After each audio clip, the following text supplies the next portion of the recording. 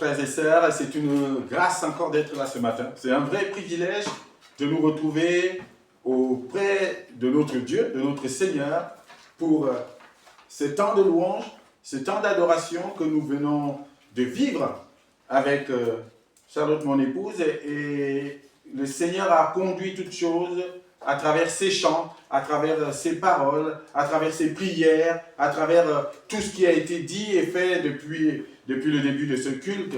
Nous saluons nos frères et sœurs en Christ qui sont au loin, ceux qui regarderont peut-être cette vidéo et ceux qui sont connectés ou seront connectés. Nous vous saluons dans le nom de Christ et les frères et sœurs qui sont ici présents, soyez bénis dans le nom de notre Seigneur Jésus-Christ. C'est une joie d'être là encore autour de la parole de Dieu. Ce matin, le Seigneur nous invite à prendre la parole dans l'Ancien Testament, le premier livre de Samuel.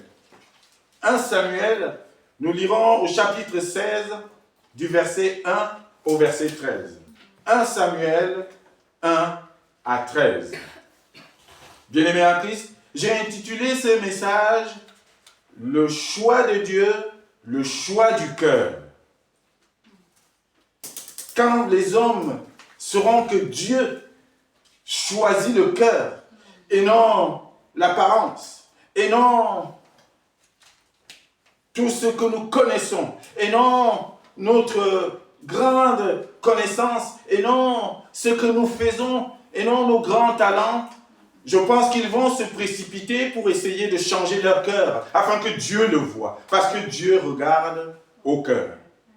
C'est le thème ce matin. Et souvent, nous faisons des choses pour essayer de montrer, pour essayer de nous montrer, pour montrer à Dieu des choses visibles. Nous nous battons pour qu'on nous voie, pensant qu'en faisant ça, Dieu nous voit. Mais Dieu, lui, il est en train de te dire, mais pendant que tu fais tout ça, ce que je regarde, c'est ton cœur, Marcel. C'est ton cœur. Parce que c'est là que le choix de Dieu se fait. C'est au niveau du cœur. Parce que Dieu ne regarde pas ce qui frappe aux yeux. Et nous les hommes, nous sommes comme ça. Nous regardons au bling-bling. Nous regardons à ceux qui se voient, qui sautent à l'œil, qui tapent à l'œil, à ceux qui brillent.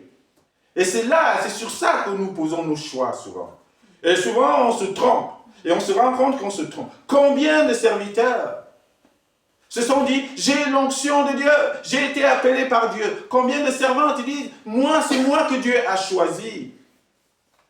Et au bout d'un certain temps, et on se rend compte que cet homme-là ou cette femme-là n'est pas totalement dans la volonté de Dieu. Et les choses commencent à apparaître. Combien de fois on a vu des serviteurs, mais qui sont bien, qui sont beaux, bling bling, mais à fond. Et qui réclament et qui disent, non, j'ai l'onction de Dieu. Moi, c'est moi que Dieu a choisi. Et ils le répètent à longueur de journée, mais au final, et on se poserait la question, mais qui te dit que c'est toi que Dieu a choisi? Est-ce que tu nous as fait état de ton cœur? C'est facile parce que nous ne voyons pas le cœur. Donc c'est facile de venir nous dire, j'ai l'onction, c'est moi qui ai été appelé, c'est moi, c'est moi. Parce que j'ai la carrure, parce que j'ai le charisme. C'est ça aujourd'hui. Hein? Ah, il a le charisme, ah, c'est vraiment lui. Et il a la parole facile, donc c'est lui. Et c'est ça, c'est sur ça que nous on se base. Mais au final, je pense que souvent Dieu là-haut, il rigole un peu. Il dit, ah, si vous saviez l'état de son cœur, malgré son charisme, malgré sa présence, malgré sa prestance, ben, ce n'est pas lui que moi j'ai choisi. On se laisse avoir, on se fait avoir. Mais un jour, Dieu révélera tout. Un jour, nous serons même surpris qu'en face de lui, qu'il nous dise, mais non, toi, je ne te connais pas. Et alors les gens seront là en disant, mais non, mais c'était lui notre prophète. Mais c'était lui l'apôtre un tel. Mais c'était lui le grand pasteur un tel. Et qui passait sur YouTube. Et qui faisait des méga churches. Qui faisait des grands cultes. Il avait 5000 personnes. Mais comment se fait-il que tu ne le connais pas? Dieu dit non, je ne le connais pas. Parce que son cœur n'était pas aligné à ma volonté. Vous n'avez pas vu et vous ne pouviez pas voir. Oh, si on ouvrait nos cœurs. Si on étalait nos cœurs par terre, on verrait des choses. Parfois, on serait surpris. Mais c'est pour ça que Dieu regarde au cœur. Et ce matin, Dieu veut nous faire cette piqûre de rappel.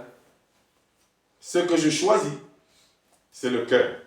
Là où je pose mon onction. Ce n'est pas sur vos couronnes. Non, je pose mon onction sur le cœur. Et c'est le cœur que je cherche. Et le cœur, c'est quoi? Ce n'est pas cet organe physique que nous portons, non. Le cœur, c'est le centre de nos décisions. Le cœur, c'est cette entité-là qui fait la décision. Nos intentions, nos décisions, nos sentiments, nos volontés, c'est ça le cœur. Et quel est ton sentiment? Quelle est ta volonté? Quel est ton centre de décision? Et quel est l'état de ce cœur-là? Et c'est ça que Dieu demande. Et c'est ça qu'il recherche. Et c'est ça qu'il regarde. Le choix de Dieu, c'est le choix du cœur. Alors tâchons de regarder à nos cœurs d'abord et d'essayer de faire en sorte que ces cœurs-là s'alignent à la volonté de Dieu. Le cœur du serviteur doit s'aligner à la volonté de Dieu. C'est cela que Dieu veut nous dire ce matin. Alors lisons cette parole, 1 Samuel chapitre 16, du verset 1 au verset 13. L'Éternel dit à Samuel, « Quand cesseras-tu de pleurer sur Saül? Je l'ai rejeté, afin qu'il ne règne plus sur Israël. Remplis ta corne d'huile et va. Je t'enverrai chez Isaïe, Béthelmite, car j'ai vu parmi ses fils celui que je désire pour roi. » Samuel dit, « Comment irai-je? Saül l'apprendra et il me tuera. » Et l'Éternel dit, « Tu emmèneras avec toi une génisse et tu diras, je viens pour offrir un sacrifice à l'Éternel. Tu inviteras Isaïe au sacrifice. Je te ferai connaître ce que tu dois faire et tu oindras pour moi celui que je te dirai. » Samuel fit ce que l'Éternel avait dit et il alla à Bethléem. Les anciens de la ville accoururent effrayés au-devant de lui et dirent, « Ton arrivée annonce-t-elle quelque chose d'heureux? » Il répondit, « Oui, je viens pour offrir un sacrifice à l'Éternel. Sanctifiez-vous et venez avec moi au sacrifice. » Il fit aussi sanctifier Isaïe et ses fils, et il les invita au sacrifice. Lorsqu'ils entrèrent, il se dit, en voyant Eliab, « Certainement, loin de l'Éternel est ici devant lui. » Et l'Éternel dit à Samuel, « Ne prends point garde à son apparence et à la hauteur de sa taille, car je l'ai rejeté. » L'Éternel ne considère pas ce que l'homme considère. L'homme regarde à ceux qui frappent les yeux, mais l'Éternel regarde au cœur. Isaïe appela Abinadab et le fit passer devant Samuel. Et Samuel dit, « L'Éternel n'a pas non plus choisi celui-ci. » Isaïe fit passer Shama. Et Samuel dit, « L'Éternel n'a pas non plus choisi celui-ci. » Isaïe fit passer 7 de ses fils devant Samuel. Et Samuel dit à Isaïe, « L'Éternel n'a choisi aucun d'eux. » Puis Samuel dit à Isaïe, « Sont-ce là tous tes fils? » Et il répondit, « Il reste encore le plus jeune, mais il fait paître les brebis. » Il reste encore le plus jeune, mais il fait paître les brebis. Alors Samuel dit à Isaïe, « Envoyez-le chercher, car nous ne nous placerons pas avant qu'il ne soit venu ici. » Isaïe l'envoya chercher. Or, il était blond, avec de beaux yeux et une belle figure. L'Éternel dit à Samuel, lève-toi, oins-le, car c'est lui. Samuel prit la corne d'huile et l'oignit au milieu de ses frères. L'Esprit de l'Éternel saisit David à partir de ce jour et dans la suite. Samuel se leva et s'en alla à Rama. Amen. Amen. Voilà la parole de Dieu de ce matin, tirée de 1 Samuel chapitre 16, versets 1 à 13. C'est une histoire que nous connaissons tous, celle du choix de David, le roi d'Israël. Et c'est une histoire qu'on raconte souvent à nos enfants dans l'école du dimanche, n'est-ce pas? Dieu regarde au cœur et non à l'apparence. Nous voyons le récit qui nous est rapporté par Samuel ici. C'est un récit marquant. Dieu l'envoie dans la famille d'Isaïe. Vous savez, hein, Jésus viendra de là. Le père de David, c'est Isaïe, avec I, c'est pas Ésaïe. Et donc, Dieu l'envoie, dit, ben maintenant, j'ai retiré mon esprit de Saül. Comme quoi, Dieu parfois peut retirer son esprit quand on ne fait pas sa volonté. Et maintenant, je cherche un roi pour Israël, pour mon peuple, un roi qui correspond à mon cœur. L'homme selon le cœur de Dieu. C'est comme ça qu'on a appelé David. Et il envoie Samuel et dit, voilà, tu vas aller dans cette famille, à Bethléem. Isaïe a plusieurs enfants. On voit ici qu'il y a 7 qui ont fait le défilé, plus le 8e, David, qui arrive. Donc tu vas dans cette famille et tu vas oindre celui que je te dirai. Samuel arrive dans cette maison, il s'assoit, après avoir fait les sacrifices, il appelle le père de famille. Il dit, voilà, moi je suis venu là, il faut que d'ici soit sorti celui que Dieu a choisi, le roi d'Israël. Alors, commence un défilé devant Samuel. Chacun va y passer. Et le premier qui passe ici s'appelle Eliab. Eliab vient passer devant Samuel. Samuel est venu avec la corne d'huile. Vous savez, c'était cette corne d'huile qui servait donc d'instrument, d'outil pour oindre les rois. Donc il fallait verser l'huile sur la tête du roi et ça dégoulinait. Vous vous rappelez l'histoire d'Aaron, vous vous rappelez le psaume. Et ça dégouline des cheveux jusque sur le corps tout entier. Et c'était là, cet acte qui marquait le choix de Dieu. L'onction, c'est ça l'onction. L'onction, souvent on en parle, on dit des choses, onction, mais c'est quelque chose qui est solennel et qui part du cœur de Dieu. Et donc, le défilé commence. Et la première personne qui passe, c'est Eliab. Et c'est pour ça que je voulais commencer par ce premier thème. Dieu regarde au cœur du serviteur. Dieu ne regarde pas aux apparences. Eliab passe. On nous dit qu'Eliab était grand, charismatique, comme j'ai dit tout à l'heure. Quand il se lève, on dit, voici un homme, costaud, grand, bien présenté. Il vient se présenter devant Samuel. Samuel était sûr lui-même que c'est lui, vu la carrure, c'est lui que Dieu a choisi. Samuel lui dit, ah bah, je pense que c'est lui. Et Dieu dit non. Ne regarde pas à son apparence. Ne regarde pas à son apparence. Parce que lui, je l'ai rejeté. Waouh! Le verset 6 nous dit, lorsqu'ils entrèrent, il se dit, en voyant Eliab, certainement loin de l'Éternel et ici devant lui. Et au verset 7, et l'Éternel dit à Samuel, ne prends point garde à son apparence et à la hauteur de sa taille, car je l'ai rejeté. L'Éternel ne considère pas ce que l'homme considère. L'homme regarde à ce qui frappe les yeux, mais l'Éternel regarde au cœur. Voilà pourquoi nous nous trompons souvent. Parce que nous sommes impressionnés par ce que nous voyons.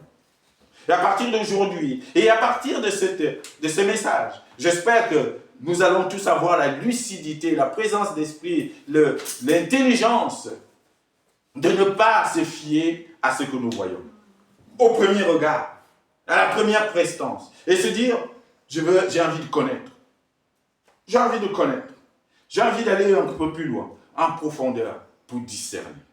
pour voir est-ce que cela vient de Dieu ou c'est juste du bluff, ou c'est juste les gens qui se présentent pour montrer combien ils sont beaux, combien ils sont bien. Combien de fois les croyants, les vrais chrétiens, les gens qui veulent servir Dieu, les gens qui croient véritablement, se sont fait avoir par des gourous, par des gens qui viennent pour raconter des histoires, pour raconter leur vie, pour montrer à quel point ils sont bien. Et souvent, au bout d'un certain temps, on se rend compte que ça ne tient pas, ça ne marche pas. Et les croyants, les chrétiens, ceux qui voulaient, se retrouvent abandonnés. Nous avons besoin de faire cette auto-introspection, regarder à nous-mêmes. Quel est l'état de mon cœur? Est-ce que c'est vraiment ce que Dieu veut? Est-ce que ma manière de faire, c'est ce que Dieu veut? Beaucoup de serviteurs ont lâché ce que Dieu voulait. Parfois, ils ont bien commencé, et puis pris par le goût de la vie ou par le gain de je ne sais pas quoi, mais ils ont commencé, ils n'étaient plus les hommes selon le cœur de Dieu, ils sont devenus des hommes qui courent après les richesses, et après le matériel, après les biens du monde. C'est dommage. Dieu regarde le cœur, et c'est pour ça qu'il regarde le cœur, parce qu'il sait que c'est là le siège de la vérité. Et un jour, Dieu nous révélera nos cœurs. Il nous dira, voilà, toi, comment tu es. Voilà ce qui est bien. Ce qui était très bien en toi, c'était ça. Mais voici le petit reproche que je te fais. Voilà ce qu'il faut changer. Et c'est ce qu'il faut changer qui doit nous intéresser. Eliab, tout le monde était sûr que c'était lui, mais ce n'était pas lui. Et voilà qu'Eliab passe. Et après, Abinadab vient aussi. Il se présente devant Samuel. On se dit, ah, si ce n'est pas Eliab, ça va être Abinadab. Non, Dieu dit, ce n'est pas lui non plus. Et ainsi de suite. Juste Shama, il vient aussi. On dit, non, ce n'est pas lui que l'Éternel a choisi. Alors je pense, j'imagine Isaïe en train de s'inquiéter. Il dit, mais finalement, c'est qui? Ah, mais mes plus costauds, mes plus beaux sont passés, mais tu continues à dire que ce n'est pas lui, que ce n'est pas eux. Mais ce sera qui? Est-ce que finalement Dieu a choisi quelqu'un de ma famille? Qu'est-ce qui va se passer? Je pense qu'Isaïe a commencé à s'inquiéter. Et 7 de ses enfants ont défilé devant Samuel. Personne n'a été choisi. La parole nous dit, aucun d'eux n'a été choisi par Dieu. Alors, vous vous rendez compte? Vous remarquez là que tout le monde défile. Et personne ne s'inquiète. Où peut se trouver le petit, le cadet, le dernier de la famille, le plus petit? Personne. Tous les grands, tous les costauds, tous les beaux sont passés. Mais où est le petit? Personne ne s'est jamais inquiété de savoir, mais David, depuis qu'il est parti, il est où? Puisque le défilé est en train de se passer, mais il est où le petit? Personne. Parce que chacun regardait à soi-même. C'est souvent comme ça. Non, je regarde à ce qui m'intéresse, parce que c'est moi qui veux le poste. Ne cherchez pas. Eliab, l'aîné, n'a pas demandé, mais mon petit frère, il est où? Shama, il n'a rien dit. Abinadab non plus. Même Isaïe a oublié qu'il avait encore quelqu'un. Et c'est Samuel qui lui rappelle, qui lui dit, mais t'es sûr que tout le monde est passé? Et c'est là qu'il dit, oui, il reste le plus petit.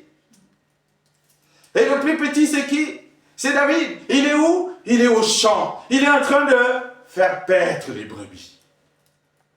Mais on peut se dire, mais que faisaient les grands dans la ville, à la maison? Qu'est-ce qu'ils faisaient? Ils étaient oisifs ou pas? Ils étaient au chômage? Ils faisaient quoi? C'est le petit qui travaille.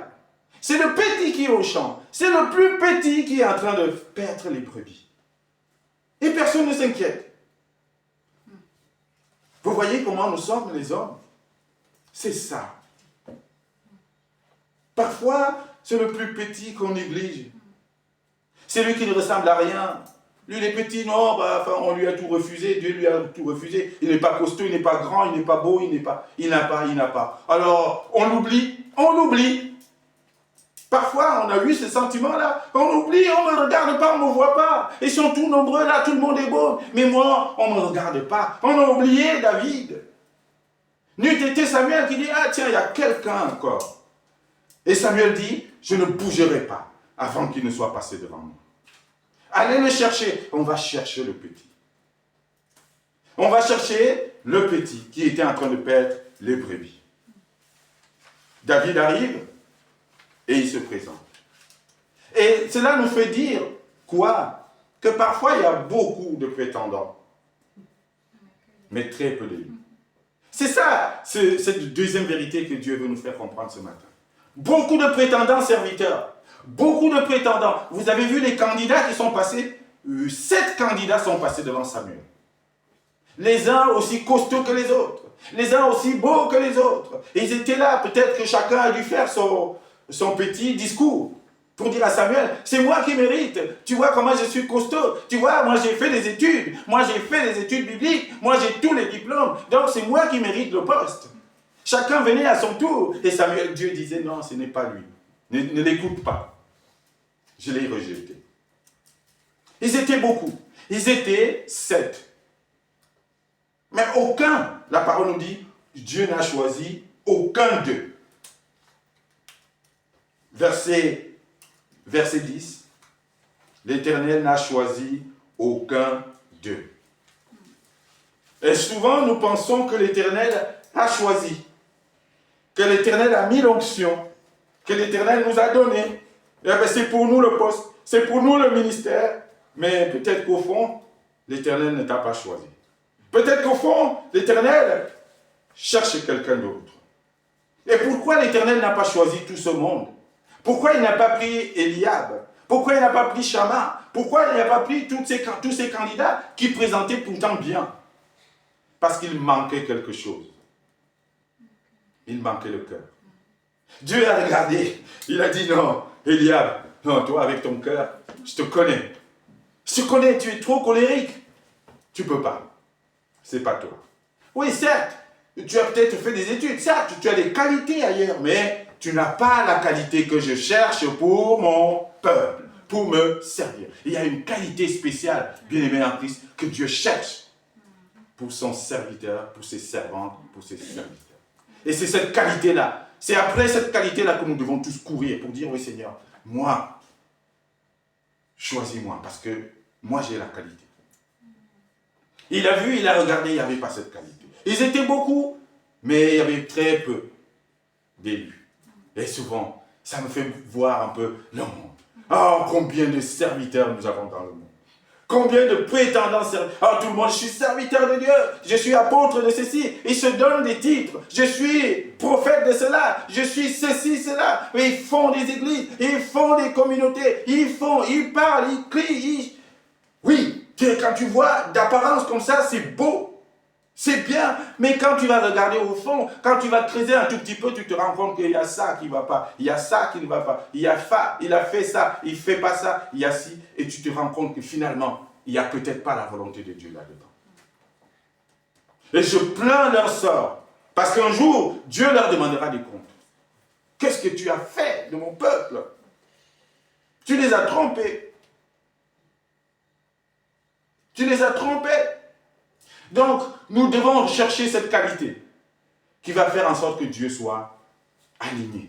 Il soit content. Il dit, c'est ça que je veux. C'est ça que je veux. Donc, parfois, il dit, peut-être même, vaut mieux parfois qu'il n'y ait pas beaucoup de serviteurs, des centaines de milliers, je ne sais pas, mais qu'il y ait la qualité. Amen. Qu'il y ait le cœur que Dieu veut. Et quand on commence à parler de cœur, il y a plus grand monde. Pour l'apparence, alors nous sommes tous là, nous courons tous, nous montrons comment nous sommes bien. Mais dès qu'on commence à parler du cœur, il y a très peu de gens.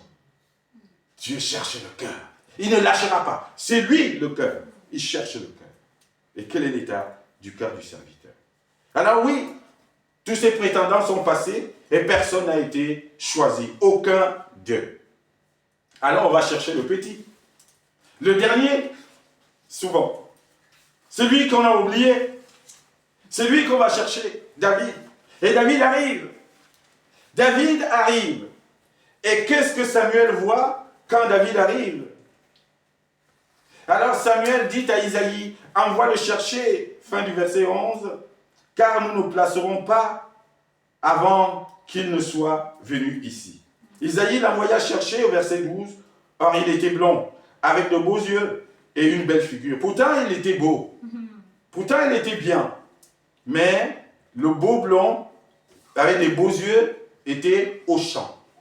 Il était en train de mettre les mains dans le cambouis. Il était avec les brebis. Il avait les bottes. Il avait la boue partout. Mais il était là. Il était à la tâche.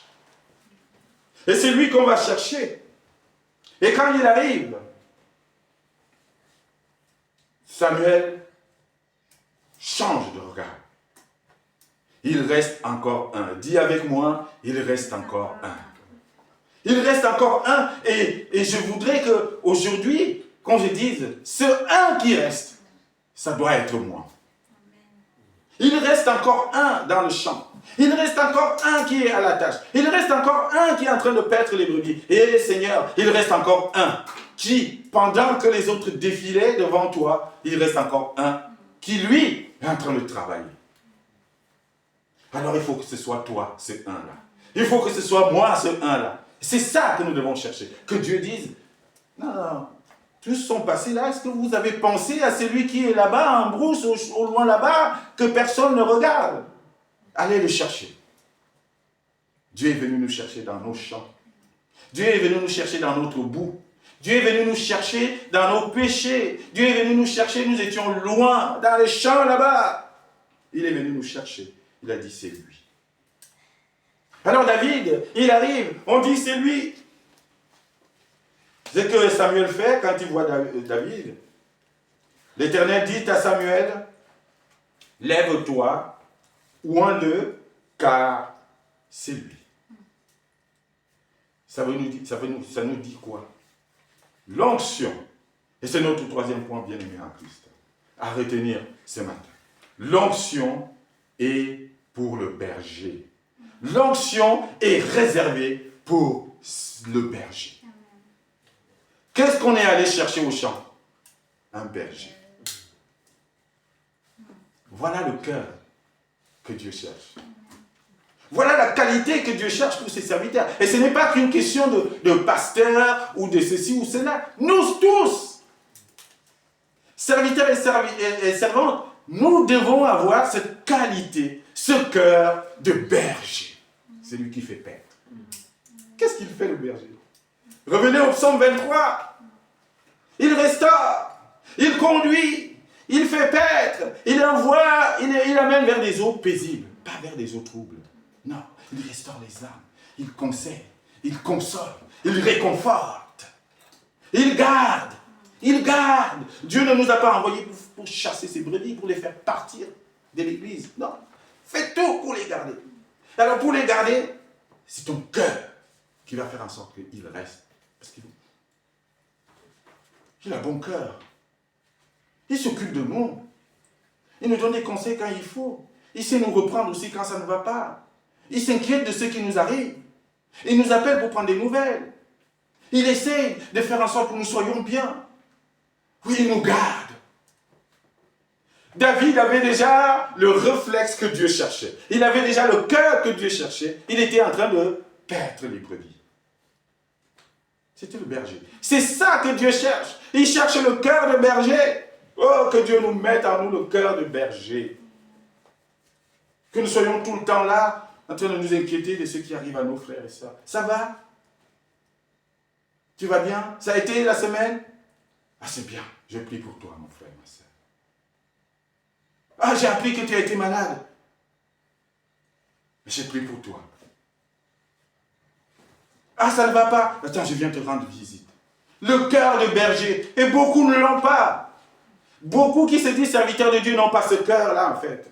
Ils ont laissé le cœur de berger. Ils sont devenus des bandits. Ils sont devenus des hommes et des femmes qui cherchent l'argent dans l'église. Qui détournent l'argent des pauvres chrétiens pour faire leur propre vie. Moi, j'en connais. Qui sont devenus riches. Pourquoi? T'es pasteur. T'as fondé une église. D'où te viennent ces millions? Mais c'est bien, peut-être que Dieu te les a donnés, mais quand tu vas regarder honnêtement, tu te rends compte qu'en fait, c'est l'argent de l'église qu'il est en train d'utiliser pour construire ses propres maisons. Il faut qu'on se dise les choses aussi. Où est le cœur de berger que Dieu cherche? Alors Dieu te dit, ce n'est pas toi que j'ai choisi. Dieu veut ce cœur de berger. Et c'est ce cœur que David avait. Et c'est ce cœur que nous devons avoir. Il était au champ, il était en train de faire paître les brebis. Il était en train de faire ce que Dieu veut que son serviteur fasse. Paie mes brebis. C'est ce qu'il dit à Pierre. Pierre, le premier pasteur, c'est ça le pasteur. Le pasteur, c'est la pastorale, c'est celui qui fait paître les brebis, c'est ça le pasteur. Aujourd'hui, pasteur, c'est devenu quelqu'un qui a des diplômes. Ah ouais, j'ai fait des études théologiques, c'est très bien. Et je ne dis pas que c'est bien de se former, parce qu'il faut connaître la parole de Dieu. Mais tu peux être formé, tu peux avoir tous les diplômes théologiques du monde, mais si tu n'as pas le cœur de berger, ça ne marchera pas. Tu ne garderas pas les brebis. Pourquoi? Parce que eux, ils vont chercher autre chose. Oh, que Dieu nous aide à avoir ce cœur de berger. Tout le temps. Le cœur de David. Voilà pourquoi Dieu va dire, David, c'est l'homme selon mon cœur. Parce que le cœur de David, cœur de berger, c'est aligné au cœur de Dieu, de ce qu'il recherche. Oh, que nos cœurs s'alignent à celui de Dieu. Le berger, mes amis, le berger. Il garde. Il a le bâton, mais ce bâton-là, ce n'est pas pour taper, ce n'est pas pour faire mal. Non, c'est pour remettre dans le rang. On relira le psaume 23. Je vous invite à relire le psaume 23 chez vous et vous verrez ce que le berger est appelé à faire. Et ça va nous aider, bien-aimés en Christ. Ça va vous aider, vous qui confondez le service de Dieu au service du monde. Nous sommes serviteurs de Dieu et ce n'est pas pareil que serviteur du monde. Alors oui, l'onction est pour celui qui a le cœur de berger. Et voilà pourquoi l'onction s'est posée sur David. Le choix de Dieu, c'est le choix du cœur. Et c'est pour ça que Dieu dit, lève-toi. Vous voyez l'honneur que Dieu accorde à David, au petit David, au berger. À celui que les frères, ils ne voulaient pas aller au champ. Ils ne voulaient pas, les grands frères. Abinadab, Shama, Eliab. Non, non, ça c'est pour les bouseux, ça, comme on dit. Berger de quoi là? Moi je suis en ville, costume, veste, et je prends ma voiture, je fais ma vie. Que le petit aille s'occuper des bergers. Mais c'est ça que Dieu voulait. C'est ce cœur-là. C'est ça. Dieu est comme ça, il nous prend à contre-pied. Et c'est quand il arrive, Dieu lui fait un honneur incroyable. Il dit à Samuel, il lui dit quoi? 3 choses. Lève-toi, Samuel. Lève-toi. Et oins-le, car c'est lui. Quel honneur. Le grand Samuel s'élève devant le petit David. Dieu lui dit non, lève-toi, parce que là, le roi est là. Le roi entre. C'est lui que j'ai choisi. Lève-toi, oins-le. Oui, quand tu as le cœur de berger, quand tu sers Dieu en vérité, en esprit, il t'honore. C'est Dieu qui t'honore, ce n'est pas les hommes. Il t'honore.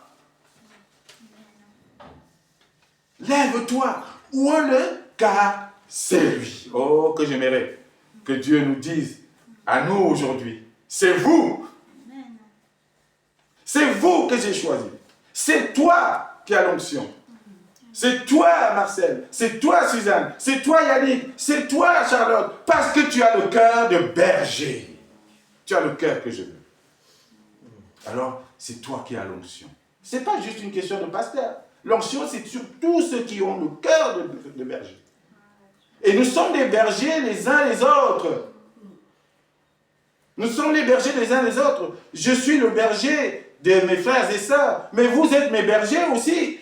Et je suis berger dans ma famille. Et vous êtes berger dans votre famille. Berger les uns les autres, ça veut dire prendre soin les uns les autres. S'occuper les uns les autres. S'inquiéter les uns les autres. Conseiller. Aider. Tenir la main. Nous sommes les bergers les uns des autres. Et Dieu veut ce cœur-là. En tant que serviteurs et servants. Cela va nous aider. Et il nous honore. Ne vous inquiétez pas. Il nous honore. Oh, ils étaient 8. Un seul a été choisi. Parfois dans la famille, on est 10. Les familles nombreuses, parfois on est 10. 8, mais nous on était 8.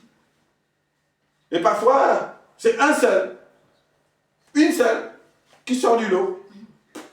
On ne sait pas pourquoi. Et on commence à le jalouser, on commence à le critiquer, les autres commencent à le poignarder dans le dos. Mais vous ne savez pas. Peut-être que Dieu a regardé, peut-être qu'il a vu que c'est lui qui a le cœur qui lui correspond. Voilà pourquoi il a sorti de là.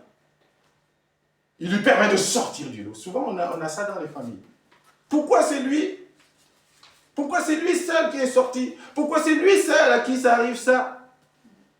Peut-être que tu devrais regarder à ton cœur. Peut-être que Dieu a vu que son cœur était bon. 8. Et sur les 8, un seul a été choisi. Et il y a beaucoup de prétendants, mais très peu d'élus. Parce que le cœur doit changer. Alors oui, c'est lui, c'est David.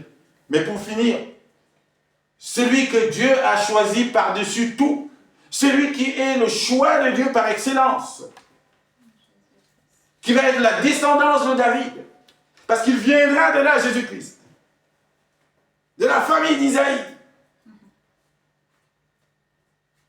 Oh, le fils de David, Jésus-Christ, c'est lui, le choix de Dieu. Parce que lui, il a le cœur de Dieu. C'est lui que Dieu a choisi par-dessus tout. C'est Jésus-Christ.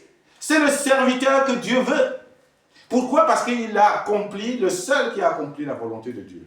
Toute la volonté de Dieu. Quand il est venu, il dit à son Père, je suis venu au Père pour accomplir ta volonté. Et toute ta volonté. Voilà le serviteur que Dieu cherche. C'est lui seul. Et c'est lui qui viendra nous dire, dans Jean, vous vous rappelez, je suis le bon berger. C'est lui. Voilà. On y retrouve le berger. Le berger qui a été choisi au champ David, il se retrouve ici en Jésus-Christ. C'était une préfiguration du bon berger, du grand berger, du berger en chef Jésus-Christ. Oui, c'est lui. Et quand il va arriver, Jean-Baptiste va dire, voici l'agneau. Voici l'agneau. En fait, voici le berger. Voici celui qui vient faire la volonté du Père. Voici celui qui vient mourir pour vous. Voici celui qui vient manifester l'amour du Père. Voici celui que Dieu a agréé par-dessus tout. Jésus-Christ. Vous vous rappelez le baptême de Jésus? On dit le ciel s'est ouvert. Une colombe est descendue du ciel. Et une voix terrible s'est fait entendre. Celui-ci est mon fils, à qui j'ai mis toute mon affection. Alors, écoutez-le. C'était ça, en fait, la cérémonie d'onction. C'est ça, la Palestine de l'époque, c'est comme ça qu'on faisait. C'était ça l'onction, en fait. Il fallait prononcer cette parole-là qui a été prononcée par Dieu pour dire, alors voilà, c'est loin de l'Éternel. C'est mon fils. C'est lui que j'ai choisi. Alors, bien-aimés, pour finir, sachez que Dieu cherche pas l'apparence, pas le bling-bling, pas notre intellectuel, notre c'est pas quoi, pas tout ce que nous pouvons montrer. Ce que Dieu cherche avant tout, c'est le cœur. Alors oui, dépêchons-nous de changer nos cœurs. Et particulièrement dans ce cœur, il cherche les qualités de berger. Que Dieu nous aide. Amen. Amen.